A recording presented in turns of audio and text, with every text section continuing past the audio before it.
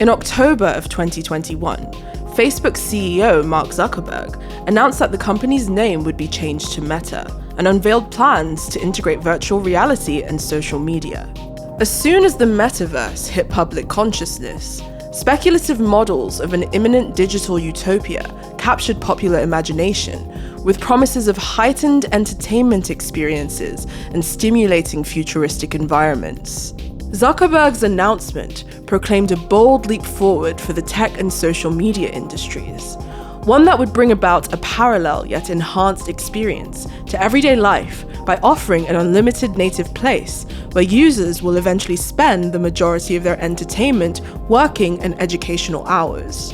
But despite the triumphant announcement and subsequent buzz, the conceptual models of the metaverse have also encountered a fear that, along with the promise of technological innovation and the enhancement of daily life, will eventually follow the dampening impact of flawed human nature, a nature that is often unpredictable and rife with vulnerabilities. The existing technology industry is already fraught with ethical and social concerns, with emphasis on how these evolving technologies negatively exploit human nature through the incentives they place before consumers. Former Facebook VP Chamath Palihapitiya revealed in 2017 what he referred to as a dopamine-driven feedback loop, which Facebook designed to keep users trapped in cycles of addictive and volatile behavior. I want to bring us back to the point that you were making about exploiting consumer behavior in a consumer internet business. You said that this is a time for soul searching in social media businesses, and you were part of building the largest one. What soul searching are you doing right now on that? I feel tremendous guilt. I think we all knew in the back of our minds, even though we feigned this whole line of like, there probably aren't any really bad unintended consequences. I think in the back, deep recesses of our minds, we kind of knew something bad could happen. But I think the way we defined it was not like this. It literally is a point now where I think we have created tools that are ripping apart the social fabric of how society works. That is truly where we are. And I would encourage all of you, as the future leaders of the world, to really internalize how important this is. If you feed the beast, that beast will destroy you. If you push back on it, we have a chance to control it and rein it in. He warned that if not checked, this incentive structure could potentially destroy society by fostering a culture of heightened social aggression and addiction. The digital age was once optimistically received as a frontier for expression and freedom, but this vision has been dampened by the profusion of social and political problems that continue to develop through it. New forms of political surveillance, social coercion, atomization, and mental health concerns flourish exponentially, and there is no indication that these problems will be resolved by a newer and more immersive phase of the internet. Adolescent mental health is impacted significantly, with 25% of 18 to 25-year-olds now reporting worsened mental health due to the internet. And a growing problem of social media addiction is flourishing among adults who are constantly incentivized to curate their social, workplace, and romantic lives through a plethora of digital platforms. The digital world has made life more transient and less stable, as it encourages users to migrate their sense of community, validation, and even family ever more online, in a realm of fantasy and simulated experience. We are entering an accelerated stage of what philosopher Baudrillard called the hyperreality, i.e. the generation by models of a reality without origin or reality. Hyperreality describes a stage of consumer society in which artificial models of reality become the primary way we experience and understand the world around us, at the expense of reality itself. It is increasingly difficult to resist the hyperreal, especially when the primary forces that drive technological innovation are convenience, hedonism, and corporate greed. An immersive technological utopia that provides users with personal motifs and sleek environments that mark them at the center of a personal universe may be a seductive vision, but it will likely accelerate the existing moral and social problems we already face by disarming avenues to tangible solutions in the real world. Social critic Christopher Lasch noticed these trends long before they were accelerated by the digital realm. In his book, Revolt of the Elites, Lasch outlines the unconscious desires and drives in cultures that fall prey to the hyperreal. In 1997, Lasch characterizes this trend as a disease of the thinking classes, and the following quote outlines his appraisal. Quote, "The thinking classes are fatally removed from the physical side of life. Their only relation to productive labor is that of consumers. They have no experience of making anything substantial or enduring. They live in a world of abstractions and images, a simulated world that consists of computerized models of reality, hyperreality as it's been called, as distinguished from the palatable, immediate physical reality inhabited by ordinary men and women. The thinking classes have ceded not just from the common world around them, but from reality itself." End quote. What Christopher Lasch described as the thinking classes in 1997 has now expanded to include a larger and increasing constituency in the 2020s. As the post-industrial Western economy develops and traditional labor continues to erode, newer and more alienated forms of labor become the norm, and the morbid philosophy of the thinking classes is now marketed as the ultimate lifestyle in a world that is increasingly producing digital consumers. We have no choice but to watch anxiously as the real world falters and the digital realm becomes more vivid. As a culture continues to lose touch with the world of tangible experience, we also inevitably lose touch with our own humanity. Baudrillard and Lasch both understood that societies become more vulnerable to fixation on the hyperreal as their communal foundations break down and less emphasis is placed on shared experience. This void is then easily exploited by forces that strive to commodify and quantify our inner lives and provide a surface relief from existential burdens. Festival, place, and time.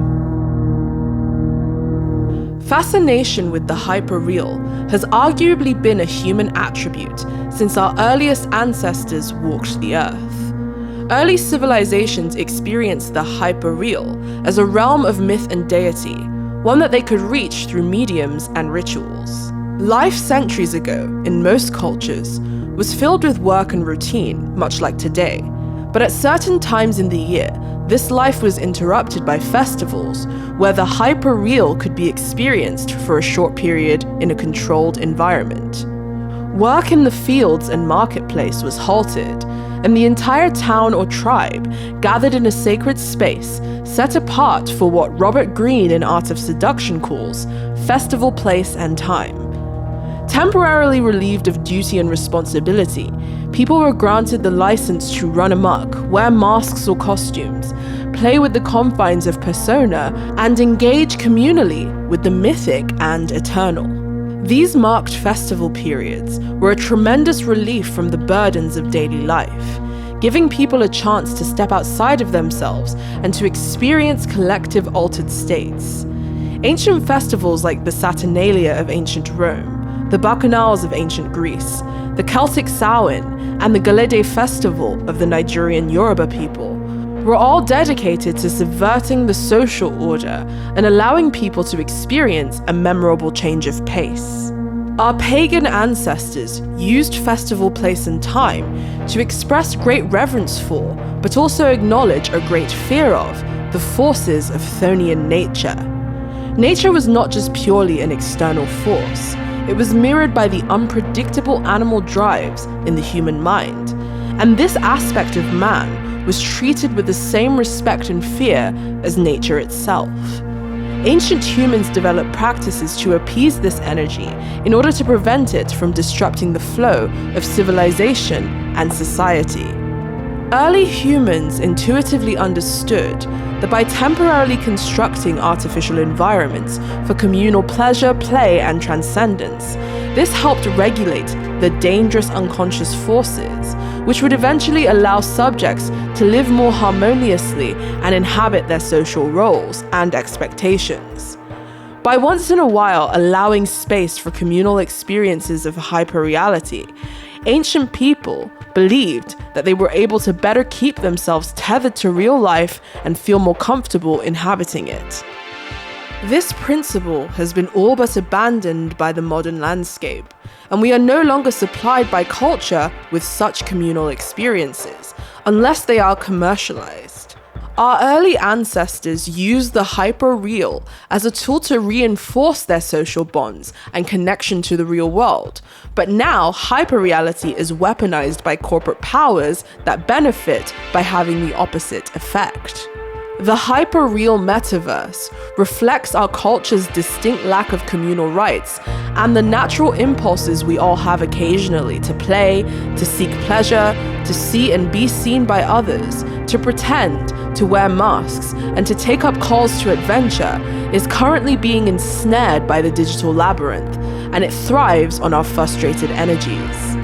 Heightened aesthetics, playful sights, and the promise of a grand persona distracts the mind from acknowledging that this utopia comes at a steep price. It comes at the price of that most precious and irreplaceable commodity: time. The regular experience of time seems to stop when you are inside the machine. But the promise that you can be anything, or that technology can make us gods in a timeless paradise, is gravely deceptive. Anything that separates us from our humanity will naturally separate us from the essence of what makes us human. But this also won't make us gods. This is because the technological dream can never truly bring us out of time. We will always be subjected to the rules of time, and the time that we waste immersed in hyperreality inevitably weakens the emphasis we place on important things that keep us grounded and sustain our psychological health. Self-care, family, relationships, friends. Time lost forever to a system of digital exploitation and control. When a culture neglects to give nature its due, through the embrace of communal festival place and time, it becomes more vulnerable to the darker influences of the hyperreal, and this trend can cause devastation, not only to social and political life, but also to the mass psychology of a population. Ukiyo-e. The technologically dominated 21st century is not the only period of history in which a hyperreal spectre haunted a culture that was afflicted by a repressive regime. The Edo period of 17th century Japan was dominated by a parallel underworld of profit-driven commercialism. Earlier periods of Japanese history embraced both Buddhist and Shinto practices, especially among the lower classes, where nature reverence was embraced as a communal rite. But the Edo period, however, was ruled by the strict Tokugawa shogunate, who imposed the moralistic tenets of Confucianism on the populace. These new edicts bound every citizen to strict codes of moral conduct and imposed repressions that limited communal outlets. The cultural domination of the Tokugawa shogunate, however strict, only further enhanced the desire for new outlets, so an industry emerged. The pleasure districts of Edo period Japan were born out of this repressive period and occupied a seedy yet glamorous underbelly where Edo society's repressed drives could find free expression. In 1617, new laws restricted brothels to pleasure quarters, including the newly established Yoshiwara district, the Shimibara district in Kyoto, and the Shinmachi in Osaka. These isolated neighborhoods offered everything from fine dining and wine to singing and dancing, performances, parlor games, kabuki theater, and of course, a plethora of sexual services. Yoshiwara and other pleasure districts like it gave rise to the concept of ukiyo, meaning floating world of transient pleasures, and the art tradition that followed, ukiyo-e. The term ukiyo was originally a Buddhist term that lamented the suffering caused by the transient nature of pleasure. Yet, the Ukiyo-e art tradition appropriated the Buddhist term and gave it an ironic twist by using it to celebrate pleasure openly in commercial and often mass-produced art. The iconic woodblock prints and posters of the period portray the pleasure districts as hyperreal utopias of sensory indulgence, using colorful sights and by invoking romantic imagery, appeals to the erotic and to the spiritual. Sublime imagery of beautiful women with perfect porcelain faces, dressed in the finest luxuries, and of heroic kabuki legends, romantic scenes of petals lazily falling from cherry blossom trees, created a dreamlike atmosphere that drew the curious, bored and repressed masses in their droves to the hyperreality of the pleasure district. Ukiyo art purposefully blurred the lines between the mundane and the mythic in order to achieve its intoxicating effect, and to ensnare the popular imagination of the Edo period. The pleasure district was a realm separated from the rest of the world, where kabuki actors walked the streets in full makeup and character, where courtesans openly mingled with aristocrats, and where the rigid social order of the day could be freely abandoned. The transient and hyper-real nature of this floating world only enhanced its appeal, but it was also a mask that concealed the brutal commercial aims of the pleasure district. The Ukiyo artists' artificial construction of hyperreality functioned to promote this particular world, which was driven purely by economics. Beneath the surface of the floating world lurked a dark underbelly of fierce competition, sexual exploitation, and manipulation. What was presented as an escapist theme park for the senses, where the client could be lured for the day, was actually a hyper-commercial environment designed to foster addiction and psychological dependence. The literature of the period is filled with accounts of noble samurai who were brought to ruin by the pleasure districts, and wayward sons who squandered their family's fortune seeking pleasure. Clients were drawn in by the stark contrast that was emphasized between the real world of duty and the glamorous, surreal luxury of the floating world. And the dependence this fostered gave rise to a powerful industry, blurring the lines of performance and sincerity, and fantasy and reality, created severe unrest in Edo society that damaged the social fabric because of the subservience it required to the forces of commercially driven hyperreality. The digital floating world. Edo Japan has parallels with the Metaverse because the combination of commercialism, art, and pleasure made it one of the first historical examples of a culture that fell prey to an industry that weaponized hyperreal commercialism for profit. Modern Japan is currently a global leader in technological innovation, and I believe this is largely influenced by Japanese culture's historic relationship to commercialism and the hyperreal. The Ukiyo ethos eventually transformed into the geisha tradition, where highly trained artists construct a hyperreal world to entertain high-paying clients. And in the 20th and 21st centuries, the popularity of host bars, maid cafes, rented companions, and artificial intelligence also mirror the same commercial weaponization of the hyperreal in previous eras of Japan's history.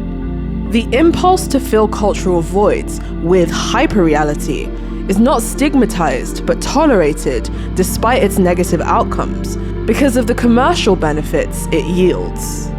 The same blurred lines are at play with the Metaverse, which is the product of a digital landscape where technological industries are gearing up to fill the social and cultural voids they are responsible for creating. The modern floating world is now being offered to consumers as an antidote to the cycle of alienation, when it is really just another attempt to addict and ensnare a population that is hungry for meaningful cultural and communal experiences.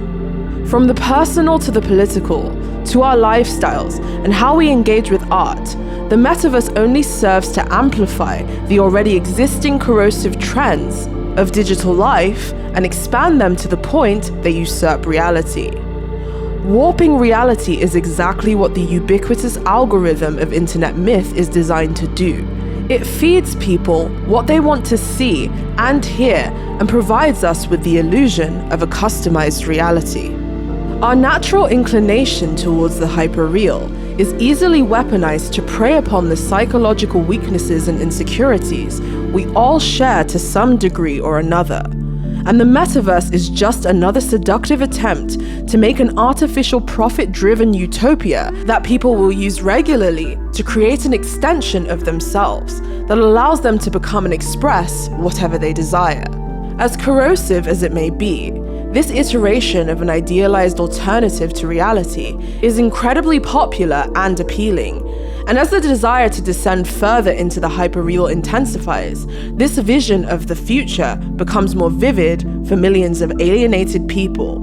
A growing demand for surgical enhancements and reality augmentation tech like Neuralink is no longer outside the realm of possibility, and is no longer confined to the annals of pop culture and technological philosophy. So it is no surprise that anticipation is growing around extended reality through radical body modification, a pursuit that is becoming more and more normalized as the hyperreal continues to challenge the perceptions we have about the biological limitations of the human body.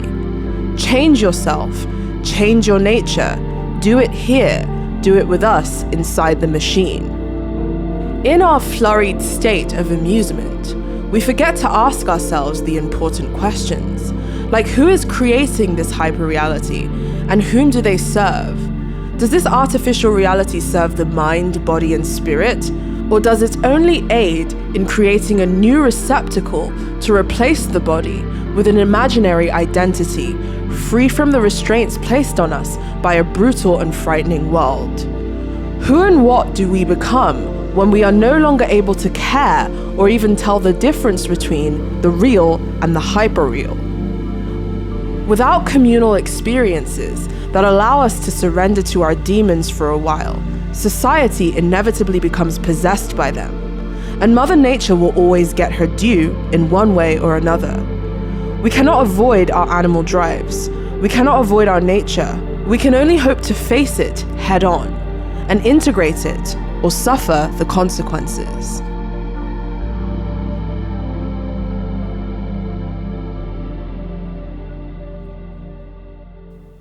Thanks so much for checking out this episode. If you'd like to support the channel, you can do so by pledging to me on Patreon. This really helps me make videos more frequently, and you also get access to a plethora of rewards, including bonus episodes, and I'm also currently hosting a book club as well. So if you want to get access to all of that good stuff, join the Patreon. And also in between videos, I also have a podcast called Low Society. So if you want to also check that out, the link to the podcast is in the description as well. I've also started uploading videos to Rockfin because YouTube isn't the greatest at the moment. I know that there's been a lot of talk about the platform and just how rapidly it's changing. So I'm testing out new platforms and sort of playing around with that. So if you would like to check me out on Rockfin, the link to this video and my Rockfin channel is also in the description. And come check me out on Twitter at Speaks Angie to stay up to date with what I'm doing and to catch up on new content. I've been doing a lot lately. I've been writing for Newsweek, lots of different things going on. So yeah, if you want to check me out on Twitter and keep up to date with what I'm up to, feel free. Thank you guys for listening to this episode, and I shall catch you next month with something fresh. Goodbye!